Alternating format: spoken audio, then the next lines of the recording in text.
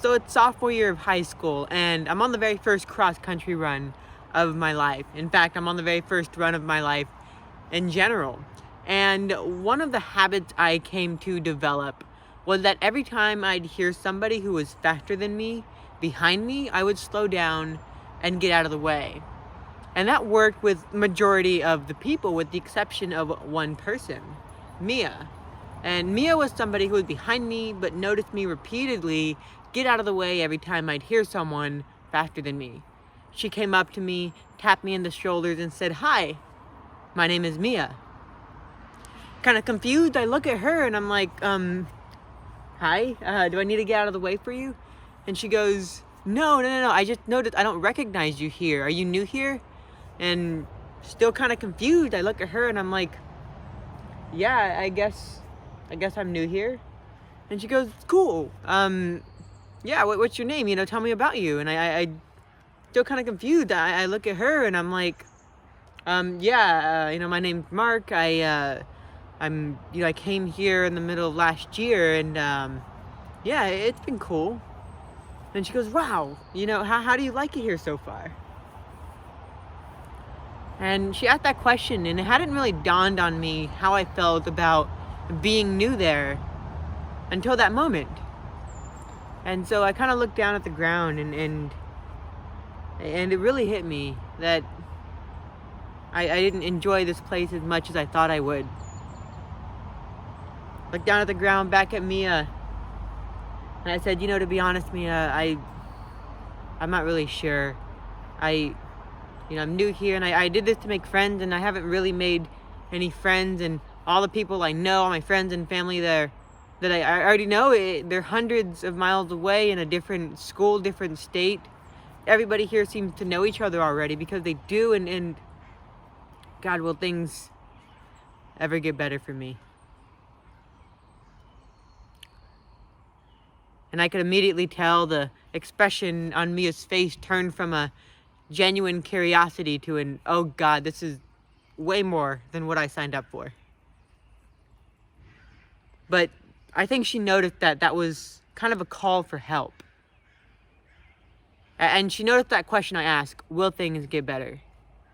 And she says, Mark, I think you're asking the wrong question.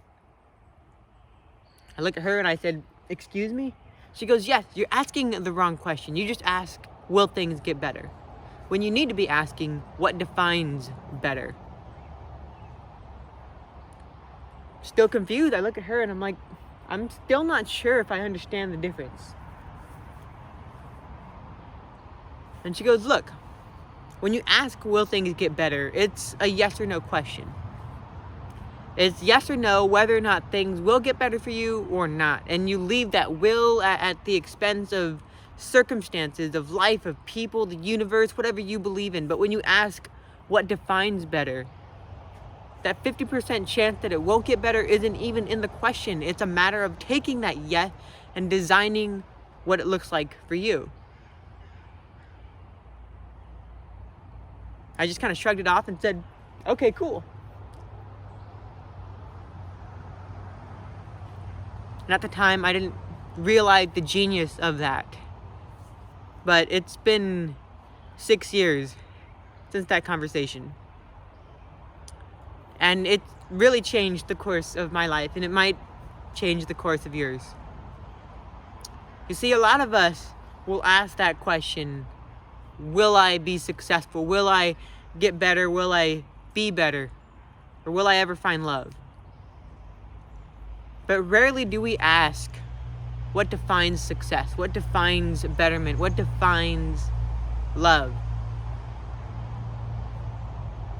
And I think a lot of us go through our lives not realizing we've been asking the wrong questions.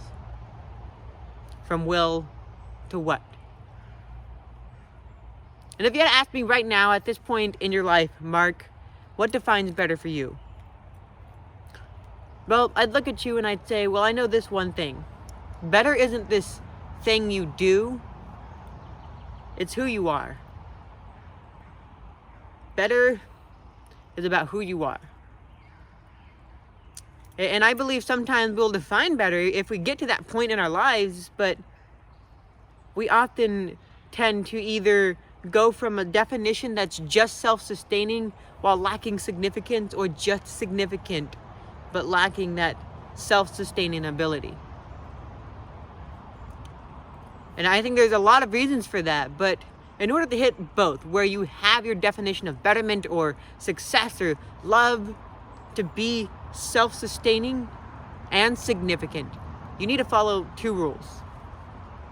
Two rules that I believe that when you define better, not only will you do better, but you will also be better. You'll be able to create that sense of betterment in your life. And those two rules are the rule of universality and the rule of infinity, or infinite principle, as I like to call it. The rule of universality highlights how we live in a very exclusive-oriented culture.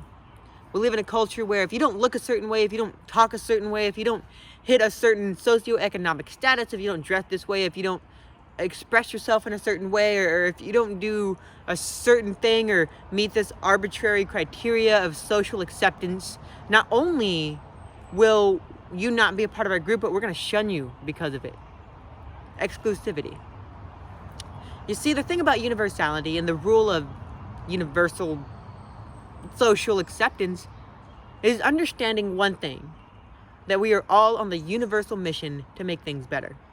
If there is one thing we all share philosophically, it's that we all want to make things better. We wake up to make things better. We go to sleep to make things better. We live and breathe betterment. That's what we want. And oftentimes our definition of better can range from selfish to selfless. And that is determined by so many things, like who you are, how you've engaged with the world, what the world has done to you, and what you've done for the world. But I believe if we can plant that grassroots philosophy that you and I are on the same universal mission to make things better, not only can we create a better life for ourselves, but we can create a better life for each other. We live in a world where exclusivity is the dominant thing in our minds. Where, in education especially, where we're so focused on being high performers, where we're so focused on accomplishment, on achievement, that we forget the people that can help us get there. It has nothing to do with you as an individual, but everything to do with us as a culture, and for us as people to take individual responsibility of that mindset and shift our language from a language of exclusivity to a language of inclusivity. There's statistics that show that the amount of stress, anxiety, and depression that a student faces is equivalent to that of a mental asylum patient in the 1950s. The amount of school shootings since Columbine has skyrocketed up. Suicide being one of the top killers of kids as young as 9, 10, 11, and 12 years old. Middle schoolers contemplating suicide. And you know, suicide, school shootings, and this culture of exclusivity that we've been promoting isn't just about, you know, anything that's wrong with you, but rather it's about our culture, our language, and how we've engaged with the world. That exclusivity. Because if you'll notice, the person who often contemplates something like suicide, or the person who shoots up the school, isn't the person who's the bully, but the bullied, the person who feels excluded, the person who feels like they don't belong. And while exclusivity has a place in competition, it doesn't have a place as the dominant variable in our society. At least not anymore. Which brings me to rule number 2, the rule of infinite principle. I believe that oftentimes we look at life as this very finite resource. And I'm going to use this analogy of love to explain what I mean by infinite principle. When you fall in love with somebody, for the first few months or maybe even year, you go through what's called the honeymoon phase, where everything feels great, and all you do is you exist for that person to extract as much of that feeling of love like it's a gold mine. But the thing about love is that it, by its very nature, is infinite. But when you treat love like it's this finite resource where you got to extract as much of it as possible from another person, that's where you burn out. And that's where, when that honeymoon phase is over, it doesn't quite feel the same. Because love is not a finite resource. If you treat it like so, it's going to be so. Where you take as much of that feeling as possible from somebody, and eventually that runs out.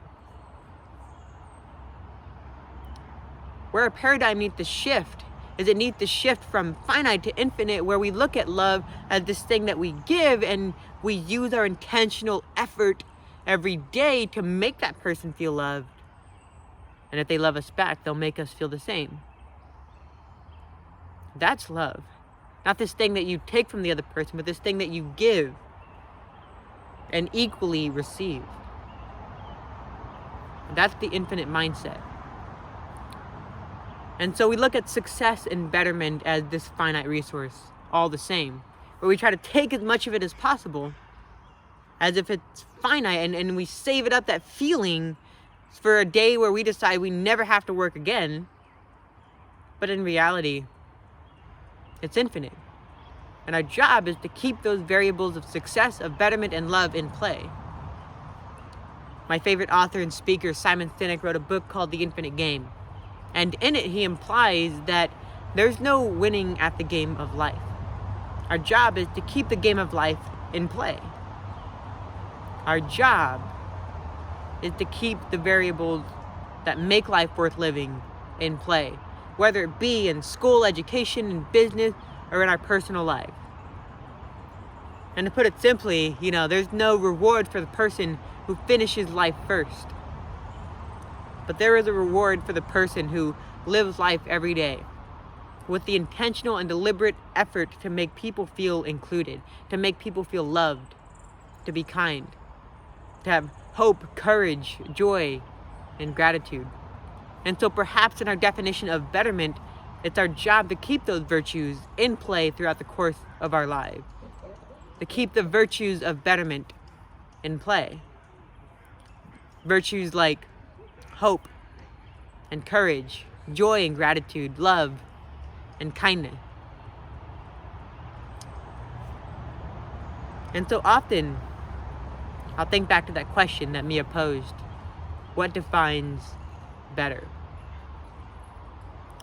And if there's one thing I need to leave you with, it's that better isn't what you do, it's who you are. So ask the right questions. Follow that universal language, that universal mission to make things better. And have that infinite mindset. So, what defines better for you?